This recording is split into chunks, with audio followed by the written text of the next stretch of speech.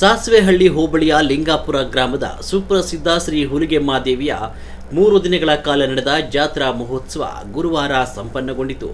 ಮಂಗಳವಾರ ಬೆಳಿಗ್ಗೆ ದೇವಿಯ ಅಗ್ನಿಕುಂಡದ ಪೂಜೆ, ಗಂಗಾ ಪೂಜೆಯೊಂದಿಗೆ ಪ್ರಾರಂಭಗೊಂಡ ಜಾತ್ರಾ ಮಹೋತ್ಸವವು ಅಂದು ರಾತ್ರಿ ದೇವಿಗೆ ಬಾಳೆದಂಡಿಗೆ ಸೇವೆ ನಡೆಯಿತು. ಬುಧವಾರ ಹಿಡಿದಕ್ಷಿಣೆ ವಿತರಣೆ, ಪಡಗದ ಪೂಜೆ ನಂತರ ಅಗ್ನಿಕುಂಡ ಸೇವೆ ಹಾಗೂ ದೇವಿಗೆ ಪಾಯಸ ಪ್ರಸಾದ ನೈವೇದ್ಯ ನಡೆಯಿತು.